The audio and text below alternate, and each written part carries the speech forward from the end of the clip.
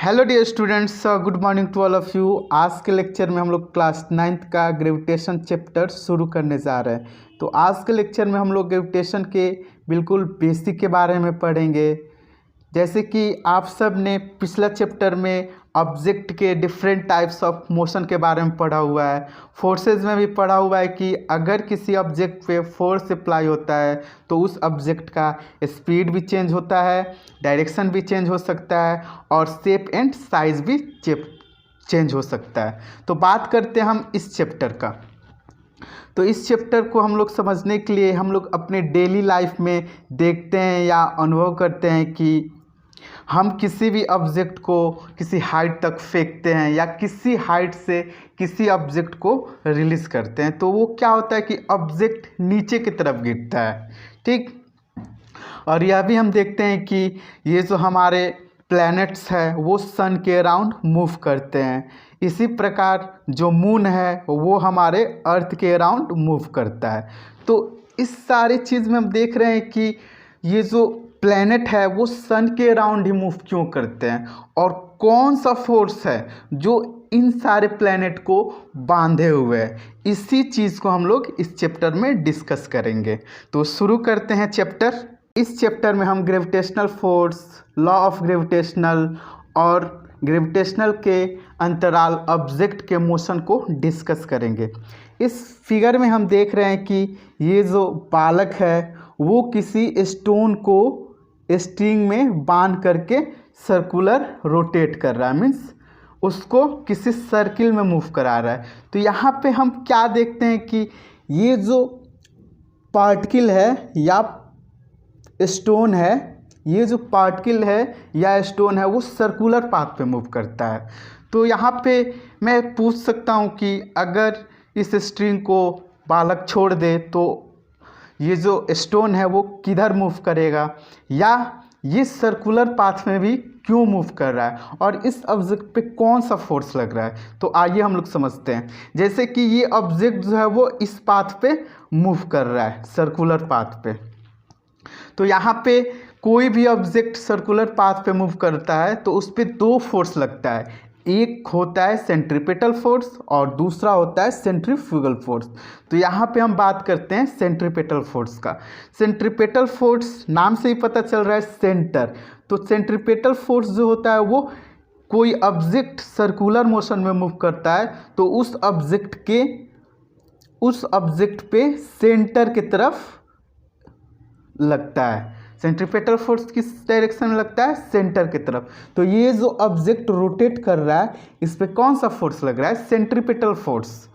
और दूसरा बात, अगर इस स्ट्रिंग को मीन्स इस धागा को ये बालक छोड़ देता है तो ये जो ऑब्जेक्ट है वो मान लेते हैं यहीं पे छोड़ देता है तो ये जो ऑब्जेक्ट है वो टेंजेंशियली मूव करेगा स्ट्रेट लाइन में। देखो कुछ इस प्रकार बाहर की तरफ फेंकाएगा, है ना, कुछ इस प्रकार बाहर की तरफ फेंकाएगा। मान लेते हैं यहाँ पे ऑब्जेक्ट को कंसीडर करते हैं तो यहाँ पे ऑब्जेक्ट अगर छूटता तो किधर मूव करता? इस डायरेक्शन में, ठीक। यहाँ पे भी ऑब्जेक्ट अगर रिलीज करता है स्ट्रिंग को तो इस डायरेक्शन में मूव करता। अब हम लोग बात करते हैं न्यूटन साहब का। ये जो है वो बुक लेकर के किसी पेड़ के नीचे पढ़ रहे हैं। तो यहाँ पे क्या होता है कि जो पेड़ होता है वो क्या होता है? एप्पल का होता है। तो इस पेड़ से एप्पल नीचे की तरफ गिरता है तो ये सोचने लगते हैं जनाब कि अरे ये जो पेड़ का फल है वो नीचे ही क्यों गिर रहा है, नीचे ही क्यों गिर रहा है? कुछ तो है जो इसको नीचे खींच रहा है। नहीं तो ऊपर में भी मूव कर सकता था, दाएं भी मूव कर सकता था, बाएं भी मूव कर सकता था, लेकिन ये नीचे ही क्यों गिरा? तो इन्होंने थॉट दिया कि इस ऑब्जेक्ट पे एक फोर्स लग रहा है जिसका नाम इन्होंने दिया ग्रेविटेशनल फोर्स। अब जैसे हम लोग यहाँ पे समझें, ये जो स्टोन है बालक जो अब मूव करा रहा है वो सर्कुलर पाथ पे मूव कर रहा है। इसी प्रकार जो हमारा प्लैनेट होते हैं वो सन के अराउंड मूव करते हैं। किसके अराउंड मूव करते हैं? सन के अराउंड। तो मान लेते हैं ये सन है, ये कौन है? सन है। अब इसके अराउंड इलिप्टिकल पाथ में प्लैनेट मूव करता है। तो मान लेते हैं ये फर्स्ट ऑर्बिट मान लेते हैं, ठीक। ये सेकेंड ऑर्बिट है, ठीक है। तो फर्स्ट ऑर्बिट में मरकरी मूव कर रहा है, सेकेंड में वेनस। तो हम यहाँ पे कंसीडर करते हैं अर्थ को। यहाँ पे किसको कंसीडर कर रहे हैं? अर्थ को। अब यहाँ पे मैंने सन से बड़ा अर्थ को बना लिया, तो ये मत समझ जाना कि यहाँ पे अर्थ जो होता है वो सन से बड़ा होता है, ऐसा नहीं होता है। सन जो होता है वो बहुत बड़ा होता है अर्थ से। तो ये जो अर्थ है वो सन के अराउंड मूव करता है, कंप्लीट एक चक्कर 365 दिन में लगाता है, ठीक है। अब ये जो अर्थ है, अब इस अर्थ के अराउंड कौन क्या मूव करता है? मून मूव करता है। तो मान लेते हैं ये मून हो गया जो अर्थ के अराउंड मूव कर रहा है। तो ये मूव कितने दिन में करता है? ये मूव करता है 24 आवर में, ठीक है, नहीं 30 दिन में मूव करता है। तो यहाँ पे भी हम देख रहे हैं कि ये जो मून है सर्कुलर पाथ पे मूव कर रहा है, किसके अराउंड मूव कर रहा है? अर्थ के अराउंड मूव कर रहा है। तो इस पे भी सेंट्रीपेटल फोर्स वर्क करेगा जो अर्थ के सेंटर के तरफ होगा। कहाँ होगा? अर्थ के सेंटर के तरफ। अब बात करते हैं हम अर्थ का। तो अर्थ भी मूव कर रहा है, किसके अराउंड मूव कर रहा है? अर्थ किसके अराउंड मूव कर रहा है? सन के अराउंड। तो सन जो हो गया वो सेंटर हो गया। अब इसके सेंटर के अलोंग एक फोर्स काम करेगा जिसको हम लोग बोलते हैं सेंट्रीपेटल फोर्स। तो यहाँ पे न्यूटन ने थॉट दिया कि इस यूनिवर्स में जितने भी प्लैनेट हैं या जितने भी ऑब्जेक्ट हैं, पार्टिकल हैं, वो एक दूसरे पे फोर्स लगाते हैं, और जो फोर्स होता है वो एट्रैक्टिव नेचर होता है। ये बात ध्यान रखना। जो फोर्स मान लेते हैं, एक यहाँ पे कोई पार्टिकल को मान लेते हैं, ये कोई पार्टिकल है जिसका मास m1 है, और एक यहाँ पे पार्टिकल को मान लेते हैं जिसका मास m2 है, ठीक है। तो जाहिर सी बात है ये पार्टिकल है, तो इन दोनों पे एक दूसरे के कारण फोर्स लगेगा। अब ये क्या करेगा? ये m1 जो है वो m2 को अपने तरफ खींचेगा, और m2 जो है वो m1 को अपने तरफ खींचेगा। तो यहाँ पे जो दोनों फोर्स लगेगा वो इक्वल एंड अपोजिट डायरेक्शन में लगेगा। मान लेते हैं ये खींच रहा है, m1 m2 को खींच रहा है F1 फोर्स से, और m2 m1 को खींच रहा है F2 फोर्स से। तो यहाँ पे दोनों फोर्स का जो मैग्नीट्यूड होता है वो सेम होगा, बट डायरेक्शन क्या होगा? अपोजिट होगा। तो F1 इक्वल टू F2 हो जाएगा। इस बात को ध्यान देना। न्यूटन के थर्ड लॉ के अनुसार equal force and opposite in direction act करता है। लॉ ऑफ ग्रेविटेशनल क्या कहता है कि अगर कोई ऑब्जेक्ट जिसका मास, मान लेते हैं ये ऑब्जेक्ट हमारा m1 है और ये ऑब्जेक्ट m2 है, ये दो ऑब्जेक्ट एक दूसरे को r डिस्टेंस से रखे हुए हैं। कितने डिस्टेंस पे रखे हुए हैं? r डिस्टेंस पे। तो इन दोनों पे एक दूसरे के कारण जो फोर्स होगा वो कितना लगेगा, इसी को मेज़र करने के लिए लॉ ऑफ ग्रेविटेशनल का हम लोग यूज़ करते हैं। तो देखो लॉ ऑफ ग्रेविटेशनल क्या कहता है कि if two object having mass m1 and m2 are placed at a distance r, ठीक है, यहाँ तक समझ में आया? Gravitational force between two object is directly proportional to the major of masses of both object, directly proportional to the masses of both object and inversely proportional to the square distance between them। इसको हम लोग mathematically सोचते हैं। देखो इस blue वाले object जिसका मास m1 है, इसको ये ऑब्जेक्ट m2 खींच रहा है, अपने और अट्रैक्ट कर रहा है। m2 मास को जो है वो m1 अपने ओर अट्रैक्ट कर रहा है, ठीक है, F1 फोर्स से और F2 फोर्स से। तो यहाँ पे F1 इक्वल टू F2 हो जाएगा, F1 इक्वल टू F2, ठीक है। बट डायरेक्शन क्या होगा, अपोजिट डायरेक्शन में होगा, ठीक। तो इस लॉ ऑफ ग्रेविटेशनल क्या कहता है कि इन दोनों पे जो फोर्स लग रहा है F, वो डायरेक्टली प्रोपोर्शनल टू होता है मासेस ऑफ बोथ ऑब्जेक्ट। यहाँ पे बोल सकते हैं product of masses of both object का, एक का मास है m1, दूसरा का मास है m2। तो ये हो गया पहला स्टेटमेंट हमारा, directly proportional to masses of both object. और जो फोर्स होता है वो inversely proportional to square of distance between them.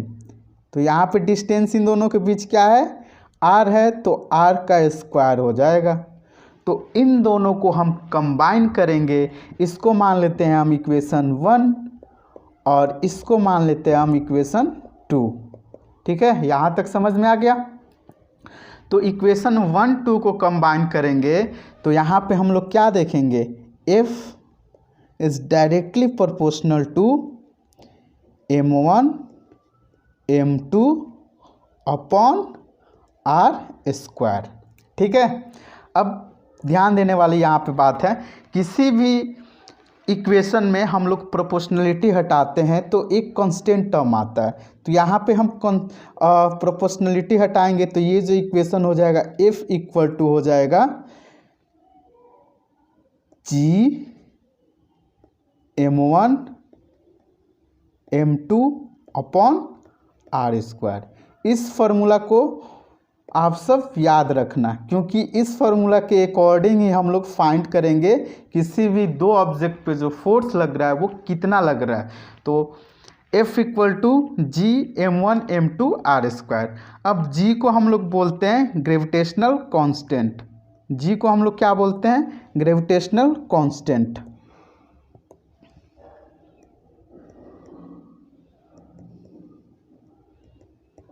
Gravitational constant, ठीक है। हमारा जो फॉर्मूला आया वो क्या आया, F equal to G m1 m2 upon r square. ये फार्मूला हम लोग ने डिराइव किया, ठीक है। यहाँ पे जो G का वैल्यू होता है, G का वैल्यू होता है वो कितना होता है 6.67 इंटू 10 का पावर -11 मीटर क्यूब kg -1 पर सेकेंड स्क्वायर। ये होता है G का वैल्यू। तो G का वैल्यू याद कर लेना बच्चों, क्योंकि इसका यूज़ हम लोग न्यूमेरिकल सॉल्व करने में करेंगे। देखो ये जो मीटर क्यूब पर केजी पर सेकेंड स्क्वायर, ये जो होता है वो यूनिट होता है। तो इसको देख करके घबराना मत, आप सब याद कर लेना। G इक्वल टू 6.67 इंटू 10 का पावर -11 मीटर क्यूब पर केजी पर सेकेंड स्क्वायर, ठीक है। तो ये हो गया G का वैल्यू। अब बात करते हैं हम फोर्स के डायरेक्शन का। तो देखो मान लेते हैं ये हमारा ऑब्जेक्ट m1 है, ये ऑब्जेक्ट m2 है, ये दोनों एक दूसरे से r डिस्टेंस पे रखे हुए हैं। इन दोनों के बीच कितना डिस्टेंस है, r, ठीक है। तो देखो ये ऑब्जेक्ट इसको खींचेगा अपने तरफ, ये ऑब्जेक्ट इसको अपने तरफ खींचेगा, तो ये हो गया F1। मान लेते हैं इसका मास m1, इसका मास m2, और ये इस ऑब्जेक्ट को ये खींचेगा, F2 नाम दे देते हैं, ठीक है। तो F1 F2 का जो डायरेक्शन होगा वो किधर होगा, दोनों ऑब्जेक्ट के सेंटर को हम लोग मिलाएंगे और जो स्ट्रेट लाइन बनेगा उसी के एलॉन्ग हमारा जो फोर्स का डायरेक्शन होगा, ठीक है। तो यहाँ पे हम लोग ने फोर्स का वैल्यू देख लिया, Fg equal to G m1 m2 upon r square, ठीक। G का वैल्यू होता है 6.67 इंटू 10 का पावर -11। तो और फोर्स के डायरेक्शन को भी हम लोग ने समझ लिया। इसको हम लोग लिख लेते हैं, direction of force is, direction of force is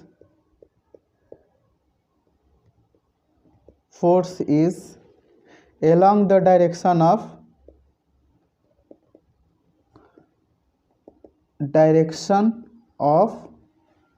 a straight line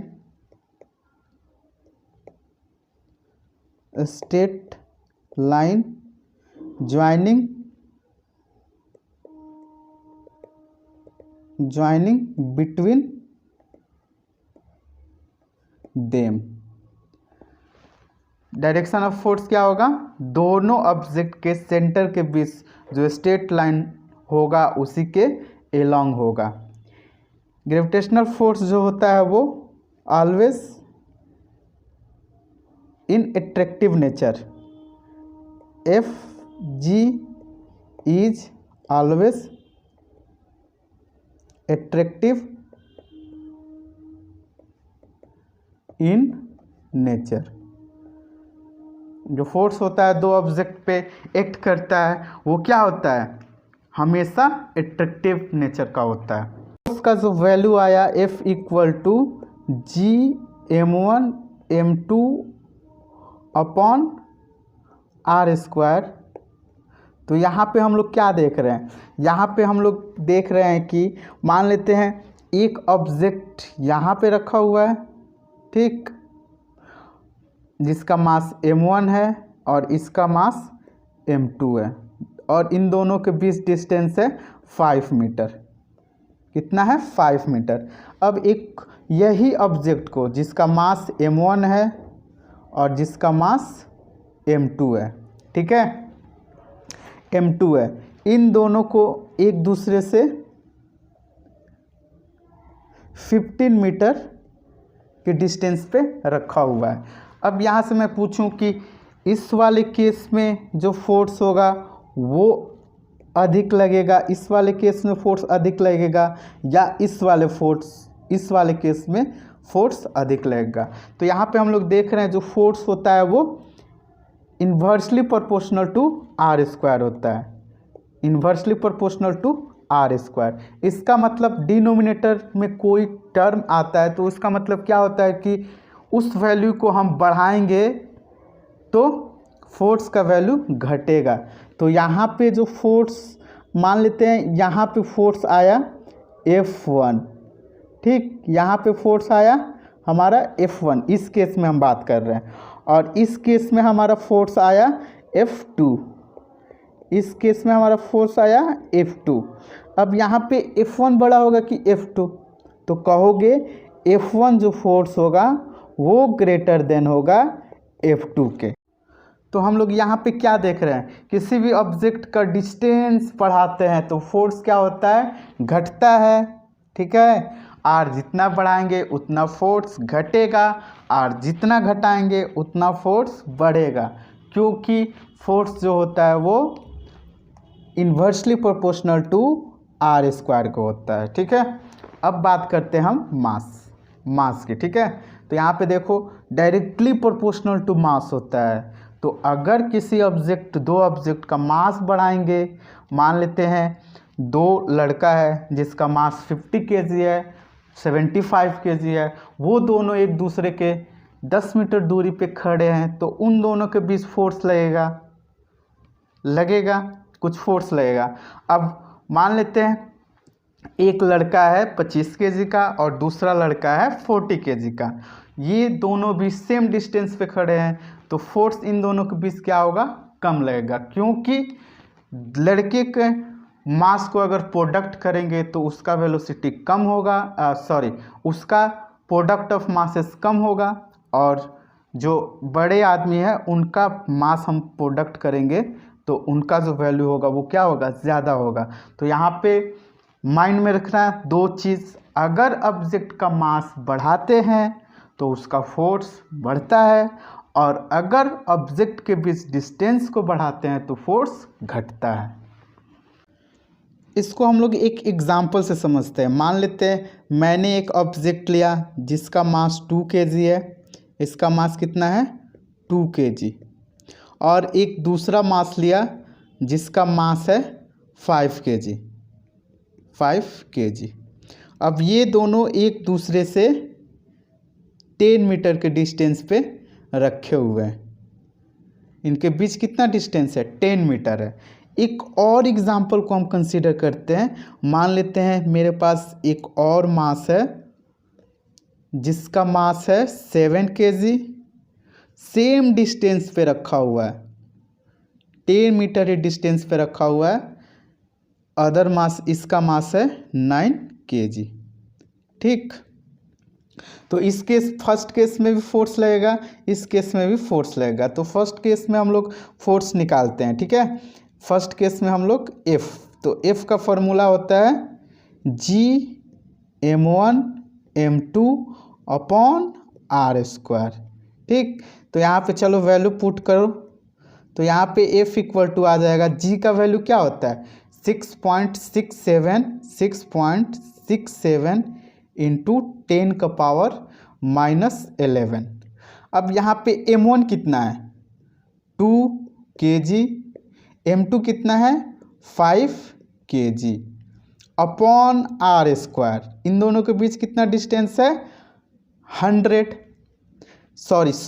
10, तो इसका स्क्वायर कितना हो जाएगा 100। तो इसको कैलकुलेट करोगे तो ये जो वैल्यू आएगा वो आएगा हमारा 46.69 इंटू 10 का पावर -11। ठीक है, 10 का पावर -11 अपॉन 100।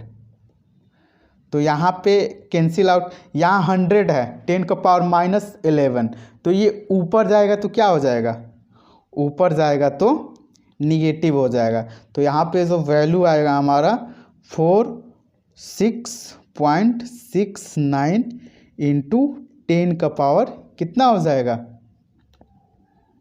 -13 न्यूटन। फोर्स का ऐसा यूनिट क्या होता है न्यूटन। तो यहाँ पे F का वैल्यू क्या आया 46.69 इंटू 10 का पावर। इसी प्रकार इसको कैलकुलेट करोगे, ये मैं आप सब पे छोड़ देता हूँ। इसका जो फोर्स का वैल्यू आएगा, F का जो वैल्यू आएगा वो हमारा क्या आ जाएगा, वो हमारा वैल्यू आएगा 6.67 इंटू 10 का पावर -11 इंटू 7 इंटू 9 अपॉन 100।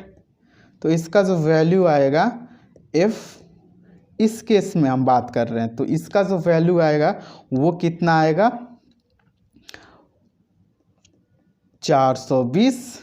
ठीक है, इंटू 10 का पावर कितना, 10 का पावर कितना होगा 11 -11, 10 का पावर -11।